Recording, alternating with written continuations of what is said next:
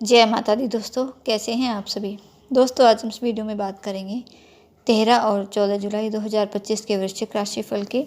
बात करेंगे कि जुलाई माह के ये 2 दिन आपके लिए कैसे रहेंगे और साथ ही दोनों ही दिनों के पंचांग की भी चर्चा होगी। तो राशिफल जानने से पहले पंचांग की चर्चा करते हैं। पहले बात करेंगे 13 जुलाई की। 13 जुलाई रविवार का दिन है। श्रावण माह कृष्ण पक्ष की तृतीया तिथि है इस दिन। शाम 6 बजे तक प्रीति योग रहेगा, उसके आगे आयुष्मान नाम का योग बन रहा है। और सुबह 6:54 तक श्रवण नक्षत्र है, उसके आगे घनिष्ठा नक्षत्र शुरू होगा। चंद्रमा शाम 6:54 तक मकर राशि में गोचर करेंगे, उसके बाद अपना राशि परिवर्तन करेंगे, मकर राशि से कुंभ राशि में प्रवेश करेंगे। और सूर्य ये मिथुन राशि में विराजमान है। इस दिन का राहु काल का समय रहेगा शाम 5:36 से लेकर शाम 7:21 तक का। तो कोई भी शुभ कार्य करें, नया निवेश करें या फिर नए काम की शुरुआत करें तो राहु काल में करने से बचना चाहिए, क्योंकि राहु काल में किया गया कोई भी कार्य सफलदायी नहीं होता। तो ये 2 दिनों की ग्रह नक्षत्रों की स्थिति। और अब बात करते हैं राशिफल की, जानते हैं कि कैसे रहेंगे 2 दिन आपके लिए। तो ये दोनों ही दिन आपके लिए शुभ हैं। इस 2 दिनों में आपको शुभ फलों की प्राप्ति होगी। सबसे पहले आपके पारिवारिक जीवन की बात करें तो पारिवारिक जीवन के लिए उत्तम स्थिति आपके लिए बनेगी। आप अपने परिवार को खुश करने के लिए इस समय हर संभव प्रयास करते दिखाई देंगे और उसमें सफलता भी मिलेगी आपको। और अगर इस समय किसी यात्रा पर जाने का आपका विचार है तो अगर संभव हो सके तो इस समय यात्रा को टाल दें अगर आवश्यक न हो तो। लेकिन अगर जाना ज़रूरी है तो वाहन चलाते हुए इस समय थोड़ी सावधानी आपको बरतनी है। साथ ही यात्राओं के दौरान अपने खान पान का भी, यानी अपने स्वास्थ्य का भी और अपने कीमती सामान का भी आपको ध्यान रखना है। कामकाज के सिलसिले में इस समय किए गए प्रयास आपके सफल रहेंगे। और परिवार में प्रॉपर्टी को लेकर कोई चर्चा भी हो सकती है। इस समय कोई प्रॉपर्टी या वाहन खरीदने की सोच सकते हैं आप। परिवार में किसी बुजुर्ग की, खासकर माता जी की सेहत खराब हो सकती है, तो उनकी सेहत का खास ख्याल रखें। लेकिन माता जी का सहयोग इस समय पूरा मिलेगा। अगर प्रॉपर्टी को लेकर कोई वाद विवाद चल रहा है तो माँ की सलाह से, उनके सहयोग से वो विवाद आपका सुलझेगा। परिवार के साथ ज़्यादा वक्त बिताने का मौका मिलेगा आपको। हो सकता है लंबे समय से कोई अधूरी इच्छा इस समय आपकी पूरी हो जाए। इन 2 दिनों में भावुकता अधिक रहेगी, जिससे विचार में उतार चढ़ाव देखने को मिलेगा। थोड़े मूडी भी रहोगे, कुछ चिंताएं रह सकती हैं किसी चीज़ को लेकर, जिस वजह से आपके वर्क प्लेस पर या आपके परिवार में किसी के साथ आपका छोटी छोटी बातों में थोड़ा बहुत छोटा मोटा विवाद उत्पन्न हो सकता है। बहस हो सकती है किसी के साथ, जिसका असर आपके काम पर पड़ेगा या आपके स्वास्थ्य पर भी पड़ सकता है और काम में भी इस वजह से मन कम लगेगा आपका। लेकिन तनाव से बचें और काम पर पूरा फोकस रखें और किसी से भी विवाद होने से बचें। ऐसी कोई स्थिति पैदा ना होने दें कि विवाद हो, किसी के साथ बहसबाजी हो। विवादों से बिल्कुल दूर रखें खुद को, दूसरों के मामलों में पड़ने से बचें। अगर आप बिज़नेस करते हैं तो बिज़नेस में तरक्की होगी, आमदनी बढ़ेगी आपकी, जिससे आर्थिक पक्ष भी मजबूत रहेगा। साथ ही यहाँ कार्यों में सफलता मिलेगी आपको और आपकी कुछ लंबे समय से चली आ रही समस्या भी इस समय दूर होंगी। कोई महत्वपूर्ण निर्णय अगर आपको लेना है तो अपने माता जी की सलाह से, अपने घर के बड़े बुजुर्गों की सलाह से ही लें।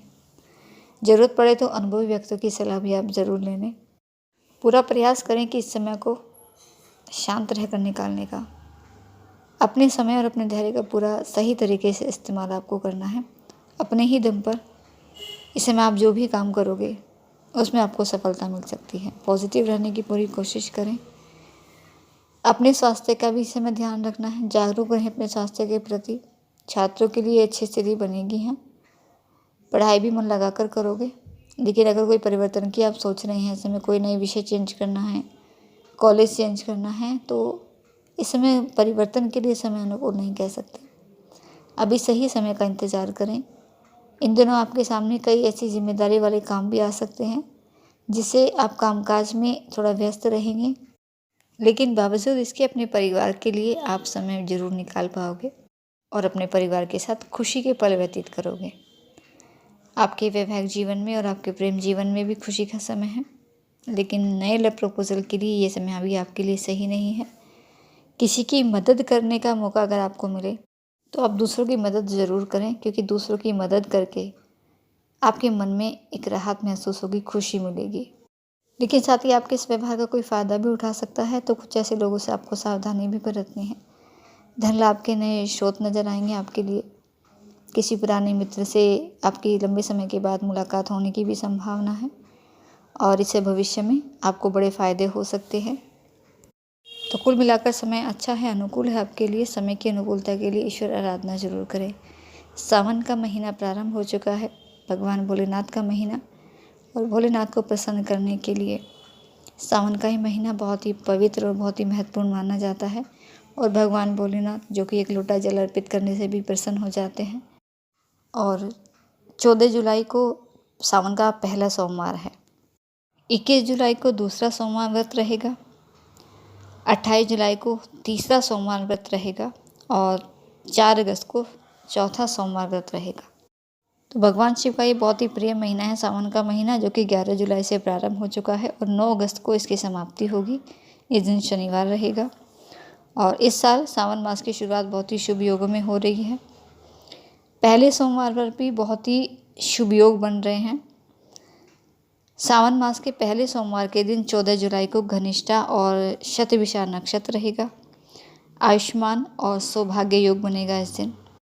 साथ ही सावन के पहले सोमवार के दिन गजानन संकष्टी चतुर्थी रहेगी। इस समय भगवान शिव का पूजन ये भक्तों को बहुत ही शुभता देने वाला रहेगा। और सावन मास में भगवान शिव के मंत्रों का जाप करना ये विशेष शुभ फलों की प्राप्ति कराता है। ज्ञान वृद्धि के लिए, यश और ऐश्वर्य के लिए, अगर कोर्ट कचहरी के मामलों में सफलता प्राप्ति चाहते हैं, सौभाग्य प्राप्ति अगर आप चाहते हैं, निरोगी जीवन चाहते हैं, तो भगवान शिव के मंत्रों का जाप करें। ओम नमः शिवाय बहुत ही साधारण और बहुत ही सरल मंत्र है। इस मंत्र का उच्चारण करें, जाप करें, जितना हो सके उतना करें। भगवान शिव का आशीर्वाद मिलेगा, उनकी कृपा आपको मिलेगी और भगवान शिव आपकी मनोकामना जरूर पूरी करेंगे। जल से शिव का अभिषेक करने से दीर्घायु प्राप्त होती है, विघ्नों का नाश होता है। दूध से अगर अभिषेक करते हैं तो स्वस्थ शरीर, निरोगी काया मिलती है। गन्ने के रस से अगर शिव जी का अभिषेक करते हैं तो लक्ष्मी जी की कृपा प्राप्त होती है। इत्र से अभिषेक करने से व्यक्ति कीर्तिमान रहता है। शक्कर से अभिषेक करने से पुष्टि में वृद्धि होती है। आमरस से अभिषेक करने पर योग्य संतान की प्राप्ति होती है। गंगा जल से अभिषेक करने पर मुक्ति मिलती है। घी से शिव का अभिषेक करते हैं तो संपन्नता आती है। तेल से अभिषेक करने पर विघ्नों का नाश होता है। सरसों के तेल से श्रावण मास में शिव का अभिषेक करते हैं तो शत्रु का शमन हो जाता है।